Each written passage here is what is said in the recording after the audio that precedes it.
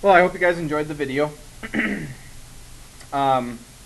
going to kind of talk a little bit about that video just so that you can see what we're discussing. But we're going into exponential functions, and the objective is that students will be able to complete their graphing worksheet with at least 80% accuracy. So real quick, exponential function, it is in the form y equals a times b to the x power. And if we're talking about exponential decay, then that means that a is going to be greater than 1. Stupid board keeps shutting off. That means that a is going to be greater than 1, and b will be between 0 and 1. So for example, an example of this would be a or y equals 3 times, now b says between 0 and 1, which means it's going to have to be a fraction to the x power. So that would be an example of a function that is exponential decay. For exponential growth, it says that a is greater than 0, so let's say 3, and b is greater than 1, which would be, not b, sorry, which would be like 3 to the x power. Okay? So that'd be an example of what an exponential growth function would look like, and this would be an example of what an exponential decay function looks like. Okay? Now, I showed you the I showed you the video of the Superman ride, because that would be an example of exponential growth and kind of what the exponential growth function looks like. So you notice that on the Superman ride, it kind of goes like this, and then it goes up real fast, right? This is what we call exponential growth, because as we're going left to right, our graph is actually growing, okay? And then an example of exponential decay would be the exact opposite. I start high, and then I decrease. Now, the reason it's called exponential is because you can see between here and here, it grows, but it grows very, very little. And then from this point to this point, it grows, and it grows faster, but it's not the same. And then we grow faster and faster, and it just continues to keep going up. You notice with linear lines, this is a constant rate of growth. Okay, the point between here and here grows at the same rate as it does from here to here. With exponents, it grows little by little by little, and it continues to increase how fast it's growing as we go. Same with the decay. All right, it decays very fast all the way down, and it slowly just slows down the decay as we get to this point. Okay, so when we look at a graph like y equals 2 to the x power, we're going to graph, and we're going to use a table to do so. Okay, and you should be able to see what I'm talking about how it grows or decreases or increases by different amounts. Okay, so let's go ahead and let's put 0 in. And for these, you do need to do a few negative numbers as well, but you're going to see how it works. So give me just a second here. So if I put in, let's say, -3, -2, -1, 0, 1, 2, 3. Okay? Now these are just going to be a few numbers for example. All right? Now, when we do this, you have y equals 2 to the -3rd power. So if I use my exponent rules, it means I have to take this and move it down, which is 1 over 2 to the third, which is going to be 1 over 8. So this is the fraction 1/8. If I do negative second, I have to move it down, which gives me 1 over 2 squared, which is 1 over 4. And this would be 1 over 2. 0, 2 to the 0 power, anything to the 0 power is 1. Okay? Now I'm going to erase this right here so that I can do some more work, because I don't have a lot of room to work here. Okay? And then if I do 2 to the first, that's 2. 2 to the second is 4. 2 to the third is 8. Alright? So if we graph this, first of all, you can see that as I go, and if I was to do another number like negative 100, let's just see what we would get here. So that would be 2 to the negative 100th, which would be 1 over 2 to the, let's not even do 100, because that's going to be extremely large. Actually, this would be extremely small. Let's do 2 to the 20th. Okay, so if I do 2 to the negative 20, come on now, change, there we go.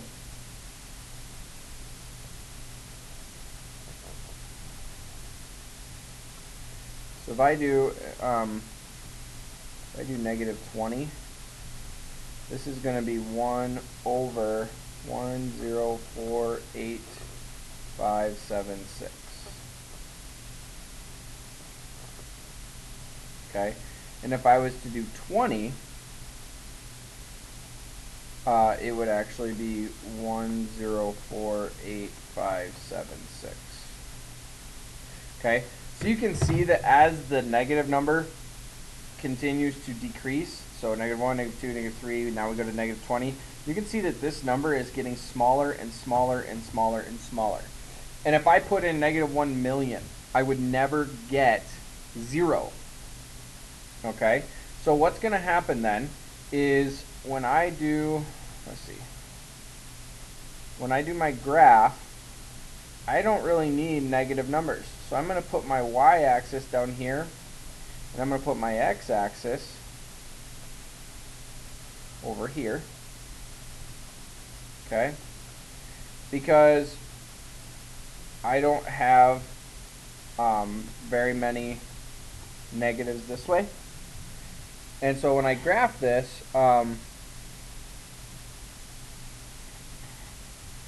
negative 3 is going to be negative, or is going to be 1/8. And these are going to be very hard to really see a difference because it's so small. Okay, this is going to be 1, then you go to 1 and you've got 2, and then you've got 2 and you go to 4, and then 3 and 8. Okay, and this is what your graph is going to look like. Okay, so this will never actually touch 0, but it's going to get very close to 0. Okay, and the reason it never is going to touch 0 is just because of the exponential function itself. It makes it so that it never actually touches 0. Okay, so for example, on a function like this, my range, which is talking about all the possible y values, it would have to be that y is greater than 0, because my y values will never get lower than 0 on this particular function. Okay, and then you would label your points. But you can tell the difference between 1/8 and 1/4 is an 1/8. The difference between 1/4 and 1/2 is 1/4. Difference between 1/2 and 1 is 1/2. 1 to 2 is 1. 2 to 4 is 2. 4 to 8 is 4, and so on. So with that being said, this is an example of an exponential function. Okay? So when we go to example number 2, now we're looking at something that has a fraction. All right, so we're going to do our x and y table again, and I'm going to just do the same three numbers.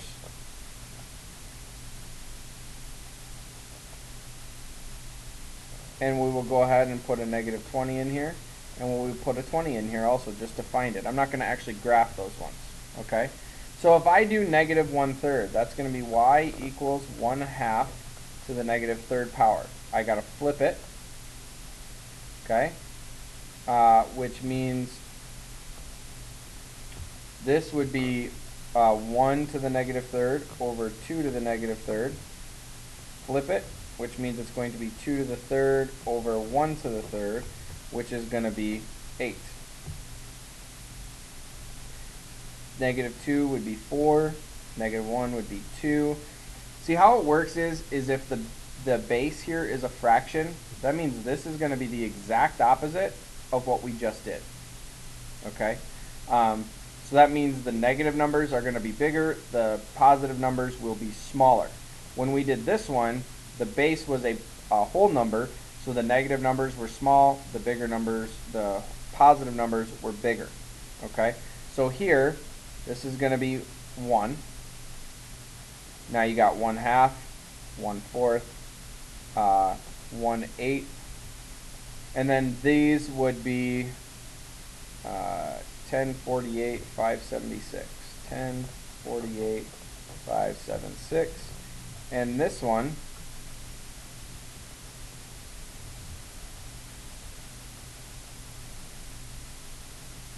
would be 1 over 1048576.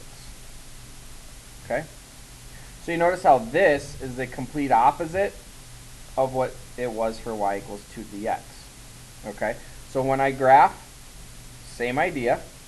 I don't have any negative y's. So I can put this very close to the bottom. This time, I'm not going to have very many positives, so I'm going to put it over here. And now I graph. We have 3 is 1/8.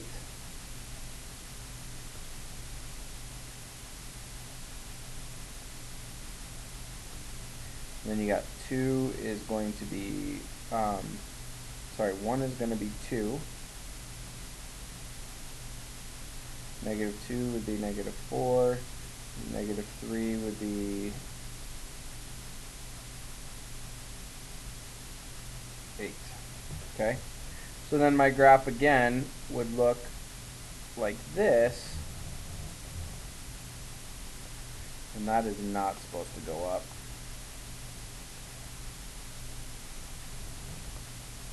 And then this would just go right along. Okay? So this is the idea of what my graph would look like now. Okay? So this would be an example of a decay function. It's decreasing. Here it is increasing. Okay? So, I'm hoping that has helped make sense to what we're doing. Okay? Now, just like these are your parent functions. This is your parent function for exponential growth. This is your parent function for exponential decay. Alright, so now when we look at a problem like this, it's going to be done like pretty much the same way, but we're going to have to do the work, okay? So I'm going to do negative 3, negative 2, negative 1, 0, 1, 2, 3. And I'm going to do 3 times 2 to the negative third,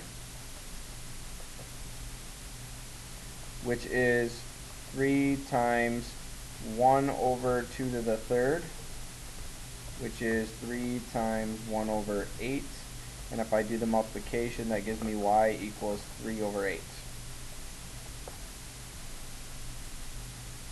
And then if I do negative 2, 3 times 2 to the negative 2, that's going to be 3 times 1 over 4, which is going to give you 3 over 4. And then this one will be 3 over 2. And then this, y equals 3 times 2 to the 0. It's going to be 3 times 1, which is 3. 2 to the first is 2 times 3 is 6. 2 to the second is 4 times 3 is 12. 2 to the third is 8 times 3 is 24. So you notice how our graph has changed now. I still do not have any negative numbers. Okay, and let's go ahead and let's do a negative 20 to kind of see where I'm at here. So if I do negative 20, that is going to be 3 over 1,048,576. Okay, so when I graph, same idea. Okay, for this one, you notice that all my small numbers are on the left, so I'm going to do not a lot of space on the left side. So all I'm really doing is I'm just kind of moving everything over a little bit so that if I wanted to graph more numbers, I could, but I'm not going to. So 3/3/8 is going to be just under 1/2, and then you got just over 1/2, and then you got 1.5, and then you've got 0 and 3, 1 and 6, 4, 5, 6, 2 and 12, 1, 2, 3, 4, 5, 6, 7, 8, 9, 10, 11, 12. And 3 and 24 I can't even do because it would be way, way up there.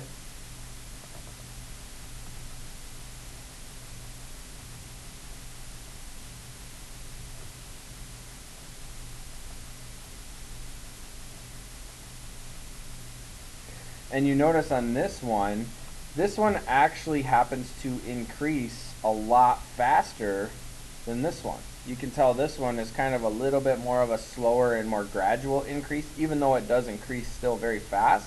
But this one's even more, because if you looked at the other one where you started seeing the real differences, and I'll actually do the other one in green, it was like this.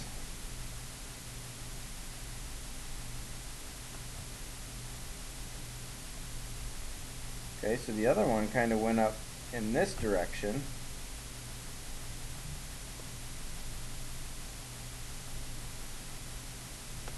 Okay, so you can see this one is, it's not flat by any means, but this is a lot closer to flat than this one is. Okay, so this is kind of how things get adjusted. All right, all we're going to really be doing tomorrow is we're going to be working on just graphing exponential functions, and just based on what the function looks like, you telling me whether it is a decay or a growth function, and that is it.